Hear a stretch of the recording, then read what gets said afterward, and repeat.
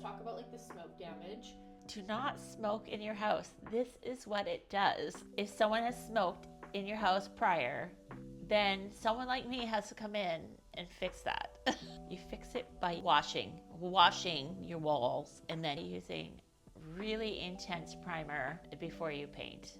So when we bought the home, we thought it was freshly painted. When we had looked at it, it was dark and I couldn't really see the imperfections in the walls. As we were here for the first week, starting to fix things up, I noticed that there was some brown spots, some drips up on the ceiling, and I realized that was nicotine marks. Obviously, some previous owner had been a smoker.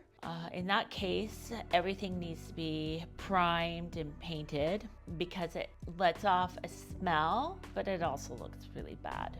And it kind of looks like the paint kind of looked kind of brown in some areas and just need to be freshened up.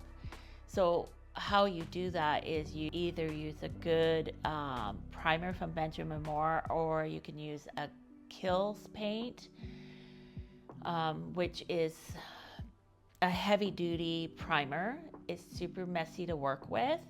You'll need paint thinner to get it off your skin, so be extra careful to try to not to get it on your skin. It's super stinky and sticky, but you got to cover it up properly, because if you just slap a coat of paint on, those stains will bleed through eventually and you have to just repaint it.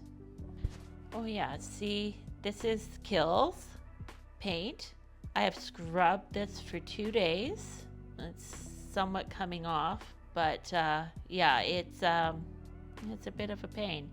Make sure you prep the room right. That stuff sprays, especially if you're putting it on a ceiling. And most of the time, that's where the nicotine marks will be, because smoke rises. So make sure you have drop cloths and you tape everything off that you don't want to get paint on, and wear a headpiece, because it took me a long time before I got that paint out of my hair. In the bedroom, I decided to paint out the wood window trim and baseboard trim. The person who fixed up the house got paint and splatter on the wood trim. I just felt it was a little bit too heavy for the room as well. So I didn't want to sand all the trim down because we already had furniture in there.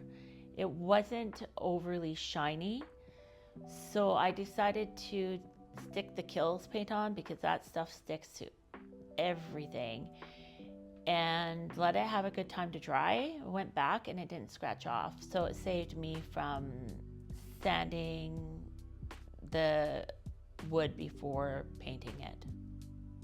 So choosing color to paint, Pinterest is going to be your best friend.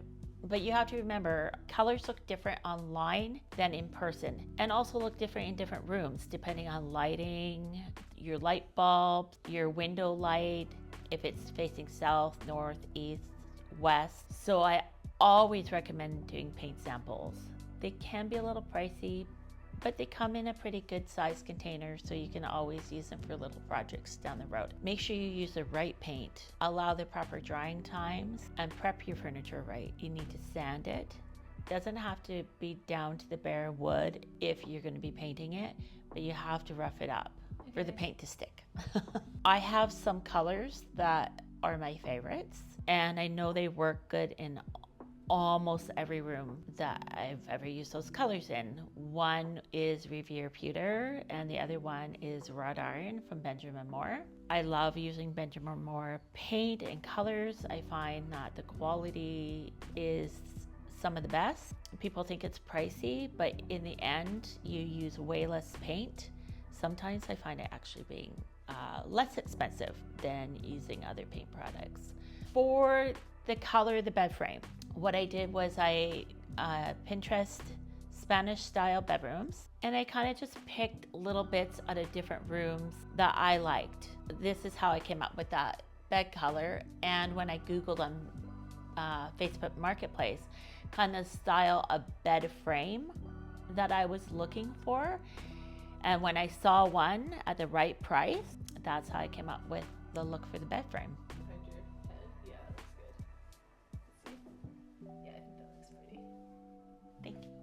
Love, love, love. Let's all love each other.